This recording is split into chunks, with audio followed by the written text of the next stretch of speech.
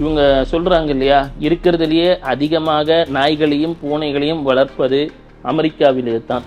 அமெரிக்காவோட தனிநிகர் வருமானம் என்ன இருக்கு, இங்க இதெல்லாம் தோஷம் கர்மான்னு சொல்லக்கூடிய நம்ம தனிநபர் வருமானம் என்ன இருக்கிறது? எந்த ஜோதிட கிரந்தத்திலும் நீங்கள் வளர்ப்பு பிராணியை வளர்த்தால் கர்மா என்ற வார்த்தை வரவே கிடையாது. அவர்கள் சொல்லுவது எல்லா உயிருக்கும் நாம் பகிர்ந்து கொடுக்க வேண்டும் உணவை. இந்த உலகம் என்று சொல்லக்கூடியது எல்லோருக்குமானதுதான். இறைவன் நமக்கு மட்டுமே தரவில்லை. எல்லா உயிரையும் நாம் மதித்து பழகினால் நமக்கு வாழ்க்கையிலே வளத்தை வாரி வழங்கி விடுவான். நீ எங்களை காட்டி கொடுக்காது மக்கள் கிட்ட. அவன் சின்றதை தின்னுட்டு போறான் பாரு, கெமிக்கல் ஃபுட்டா இருந்தானா நல்ல ஃபுட்டா இருந்தானா உனக்கு என்ன அப்படின்னு கேட்டபோது அந்த சாரமா என்ற நாய்க்குட்டியும் அதோட குழந்தை சாரமேயன் அப்படின்னு சொல்றாங்க. அந்த சாரமேயன் சொல்ல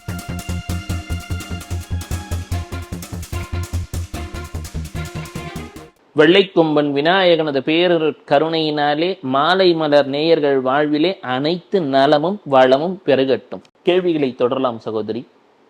ஐயா, இப்ப ரீசெண்டா நான் ஒரு வீடியோ பார்த்திருந்தேன். அதுல வந்துட்டு பெட் அனிமல்ஸ் இவற்றை வந்துட்டு வீட்டுல வளர்த்தா கர்மா அப்படின்ற மாதிரி எல்லாம் போட்டிருந்தாங்க.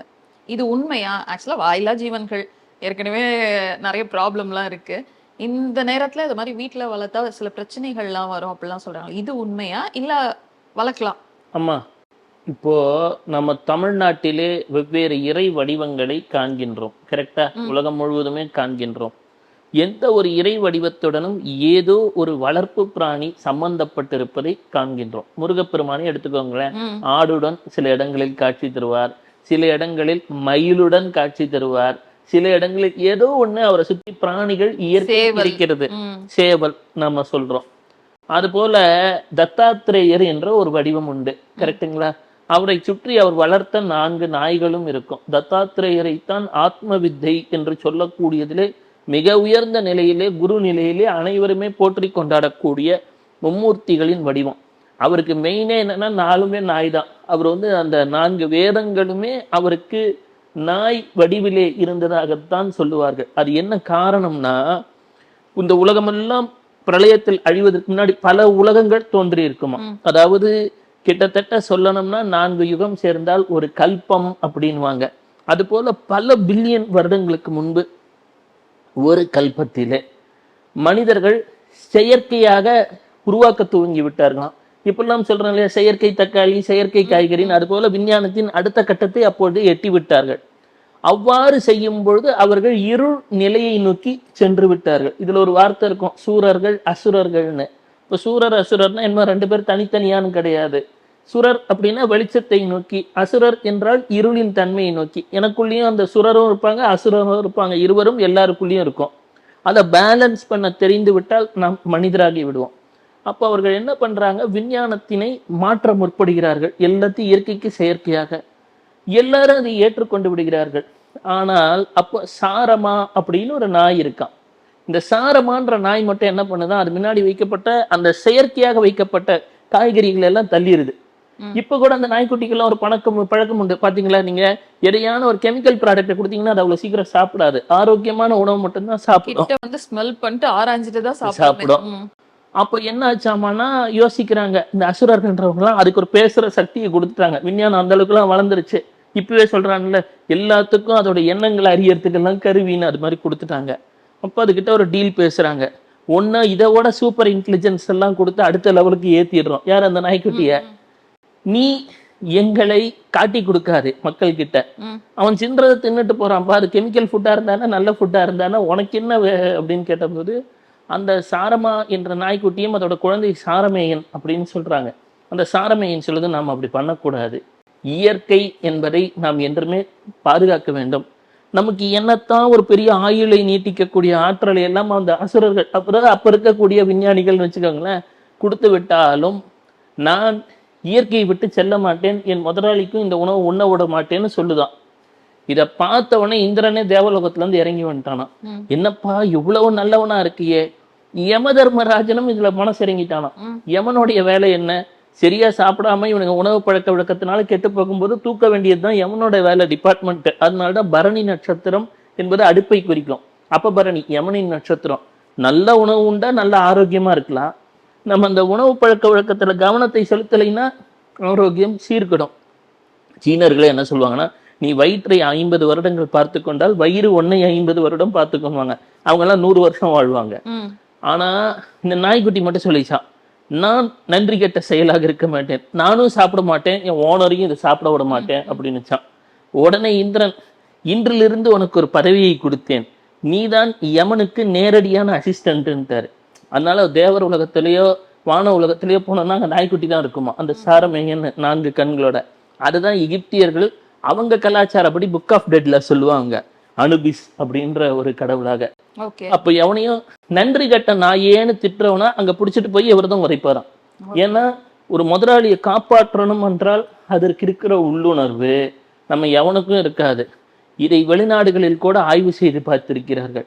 அதாவது அதோடைய ஓனரை எவனான திட்டிட்டு அதுக்கு தெரியாம திட்டிட்டு வந்தா கூட அதுக்கு அந்த உணர்வு நிலை பாதித்து விடும் என்றதெல்லாம் கண்டுபிடிச்சிருக்காங்க.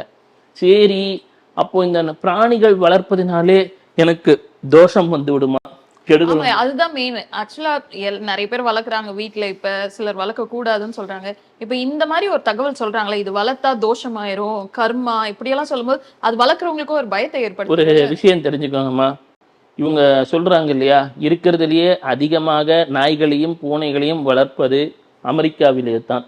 அமெரிக்காவோட தனிநிகர் வருமானம் என்ன இருக்கு, இங்க இதெல்லாம் தோஷம் கர்மான்னு சொல்லக்கூடிய நம்ம தனிநபர் வருமானம் என்ன இருக்கிறது? ரெண்டுக்கு வித்தியாசம் இருக்கு இல்லையா?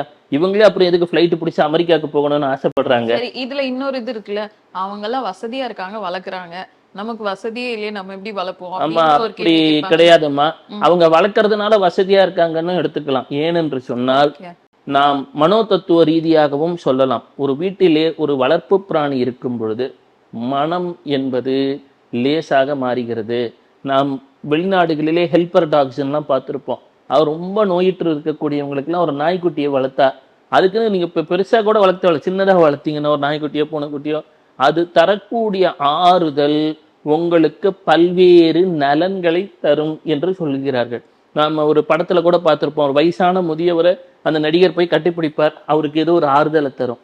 அதுபோல வீட்டிலே ஒரு வளர்ப்பு பிராணி இருப்பது பல்வேறு மனதின் சுமைகளை குறைக்கும் என்று விஞ்ஞானம் சொல்கிறது. அப்போது கர்மா என்ற வகையிலே நாம் சொல்ல வேண்டும் என்றால், நம் முன்னோர்களே, நான் சொன்னேன் இல்லையா, தத்தாத்திரேயரே 4 நாய் வளர்த்திருப்பாரா? அப்ப அவருக்கே தெரியாததா நமக்கு தெரிஞ்சிடுச்சு? கிடையாது. எந்த ஜோதிட கிரந்தத்திலும் நீங்கள் வளர்ப்பு பிராணியை வளர்த்தால் கர்மா என்ற வார்த்தை வரவே கிடையாது.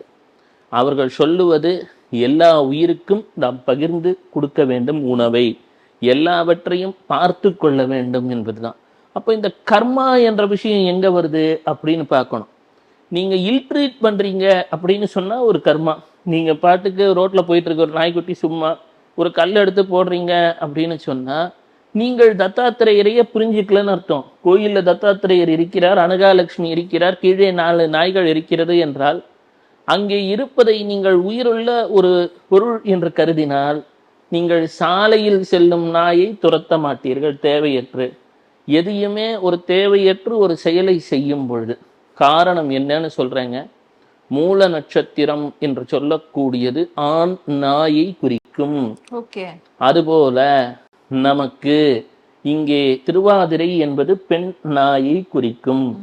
பூனை என்பதும் நாம் பராசக்தியின் வாகனமாகிய சிங்கத்தின் ஒரு வடிவமாகத்தான் ஜோசிடத்திலே கருத வேண்டும். பவகரணம் பாலவகரணம் எல்லாம் சொல்லுவாங்க, ராஜக்கரணங்கள்னு. நீங்க வாயில்லாத ஒரு பூனையை வரைச்சிட்டு உங்களுக்கு பராசக்தி அருளணும்னா சத்தியமா அருள மாட்டா. வீட்டிலே வளர்ப்பு பிராணிகளை வளர்க்கலாமா என்றால் கட்டாயம் வளர்க்கலாம். ஆனால் உங்களுக்கு எந்த அளவு வளர்க்க முடியுமோ அந்த அளவுக்கு வசதிக்கு உட்பட்டு வளர்க்கணும். ஒரு பெரிய பிரீடுன்னா வீட்டில் வளர்க்க முடியாது, தோட்டத்தில் தான் வளர்க்க முடியும். ஒரு சின்ன பிரீடுன்னா வளர்க்கலாம். செலவு அப்படின்னு பார்த்தா நாம் ஒவ்வொரு மாதமும் இணையதளத்துக்கு டேட்டாவிற்கு செலவு செய்கிறோம். ஏதோ ஒரு கல்வின்னு நினச்சி படிக்கிறோம், திடீர்னு ஏஐ வந்துடுது, அதுக்கப்புறம் அது கல்வியே பெருசாக பிரயோஜனப்படுவது கிடையாது. ஒரு இடத்துல முதலீடு பண்ணுறோம், திடீர்னு அந்த இடத்தோட ரியல் எஸ்டேட் வேல்யூ தள்ளாடுது. எல்லாத்திலையுமே வரவு செலவு பார்த்து வாழ்ந்தால், நான் சொல்கிறேன், இந்த நிகழ்ச்சியை பார்த்து கொண்டிருக்கும் எல்லாரும் 50 வருடங்கள் கழித்து அப்படியேவா இருக்க போறாங்க? கிடையாது. ஒவ்வொரு வினாடியும் நாமும் கரைந்து கொண்டிருக்கிறோம், மறைந்து கொண்டிருக்கிறோம். காலன் மட்டுமே வென்று கொண்டிருக்கிறான். இதுல ஒரு 4 உயிருக்கு நல்லது செஞ்சுட்டு போயிடணும்.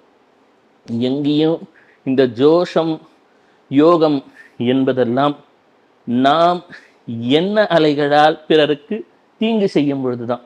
புத்தர் ஒரு கதையை சொல்லுவார். புத்தர் ஒரு சாலையிலே நடந்து சென்று கொண்டிருந்தார். அப்பொழுது ஒரு சிறுவன் வருகிறான். சிறிய துறவிக்கு ஏதாவது தர வேண்டுமே என்ற போது சிறிய குழந்தை ஏழ்மையில் இருக்கிறான்.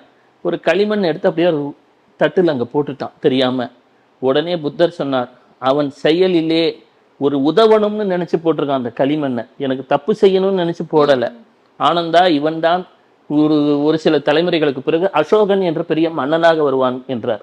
அசோகன் என்ற மன்னனாக அவன் மீண்டும் வந்தான். அவன் சீடன் ஆனந்தன் அதை பார்த்தான். அப்போ எண்ணங்கள் தான் முக்கியம். நீங்க எந்த எண்ணத்துடன் செயல்படுகிறீர்களோ அதுதான் உங்கள் யோகத்தையும் தோஷத்தையும் தீர்மானிக்கும். இப்ப நீங்க வந்துட்டு டாக் கேட் பத்தி சொன்னீங்க. இதே மாதிரி வீட்டுல மீன்லாம் வளர்க்குறாங்கல்ல தொட்டிகள்ல, அது எப்படி ஐயா? மனதிற்கு மிகுந்த ஆறுதலைத்தான் தரும். நான் சொல்றேனே, அந்த மீனுக்கு உரியதை செய்து கொண்டிருந்தால் உங்களுக்கு ஒரு செல்வச் செழிப்பை தருமா என்றால் கட்டாயம் தரும். சீனர்கள் எல்லார் வீட்லேயும் உங்களுக்கு மீன் இருக்கு. நம்ம போல அவங்களும் ஜோதிடம் தான் பார்க்குறான். அதிலேயே வாக்கிய பஞ்சாங்க முறை தான் அவங்களுக்கும். அப்போ சீனர்களிடம் இல்லாத செல்வ செழிப்பா நம்மிடம் வந்து விட்டது.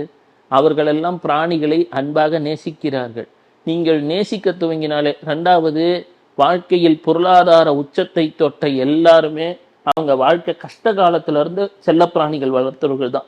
உதாரணமா எலான் மஸ்க், மார்க் ஜக்கர்பர்க், இவங்களெல்லாம் கூகுள் பண்ணி பாருங்களேன்.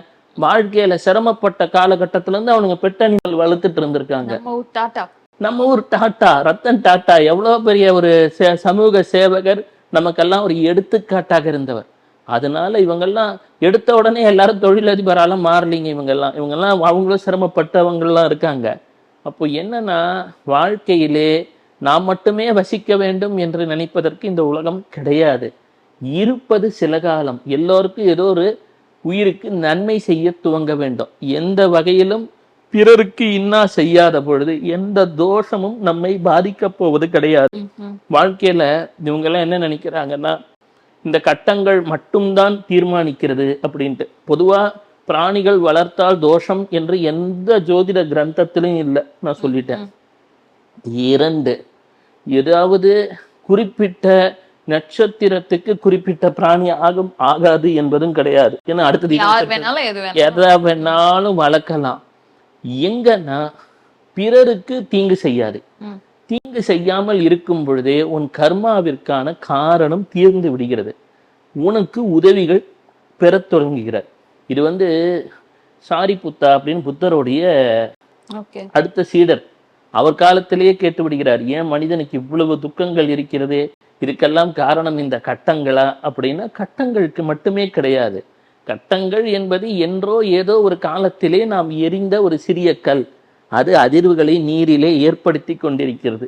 ஆனால் இப்பொழுது நீங்கள் செய்யக்கூடிய நற்செயல்கள் அதை மாற்றிவிடும். அதுதான் நான் சொன்னேன், பிராணிகளுக்கு செய்யுங்க, வாயில்லா ஜீவன்களுக்கு செய்யுங்க. யாருக்கும் மனதால் சொல்லால் செயலால் ஓரளவு தீங்கு செய்யாமல் இருக்க முயற்சி செய்யுங்கள். இந்த நாய் பூனை இதெல்லாம் வரும்போது ராகு கேதுன்னு சொல்றாங்களே, அப்படியா? உண்மைமா. நான் ஒரு விஷயம் சொல்லுவேன். கேது என்பது நாயுடன் தொடர்பு உடையது. ஒரு உதாரணத்தோடயே சொல்லிடுறேன். ஒரு நார்த் இந்தியால இருந்து ஒரு பெரிய ஒரு அரசியல் தலைவராக இப்போ இருக்கார். ஆனா எலெக்ஷனுக்கு முன்னாடி அவருடைய ஜாதகத்தை நார்த் இந்தியால தலையை சுத்தி தூக்கி போட்டாங்க பலருமே. இவர் வரமாட்டார், இவருக்கு அரசியல் எதிர்காலம் இருந்து விட்டது என்று சொன்னார். நான் உடனே ஒரே ஒரு வார்த்தை கேட்டேன், இங்க நாய்க்குட்டிகளுக்கெல்லாம் ஏதோ செய்யறாங்களாம் தலைவரே, நீங்க ஒரு 2 நாள் 3 நாள் போய் அங்கே ஏதாவது உங்களால செய்ய முடியுமா அப்படின்னு. எங்க உடனே அவர் சொன்னார், சரி நான் அங்கே செல்கிறேன், என்னால் ஆனவற்றை செய்கிறேன் 2-3 நாள்னு. மற்றொரு தலைவர், நான் பேர் சொல்ல விரும்பவில்லை, பெரும் கை தமிழ்நாட்டில் அப்படின்னு வச்சுக்கோங்க, என்கிட்ட வந்தார்.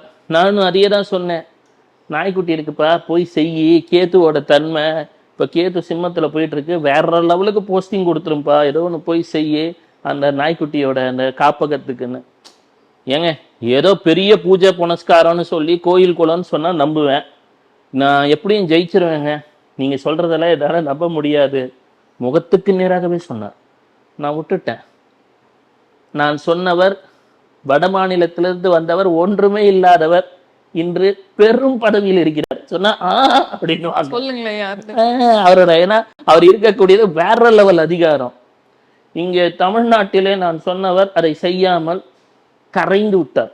பொய் சொல்லாம சொல்ற, கரைந்து விட்டார். இன்னைக்கு வந்து நான் ஏன் சொல்றேன்னா, 5-6 தடவை நான் சொன்னேன் தெய்வமே இதை பண்ணிருங்க அப்படின்னு. ஏன் பூஜா புனஸ்காரம் மந்திரம் தந்திரம்னு சொன்னா நம்புவேன். போய் நாய்க்குட்டிகள்லாம் அடிப்பட்ட இடங்க பாதுகாக்கிறாங்க, அதுக்கு போய் சேவை செய்யணுமா தலைவா அப்படின்னார்.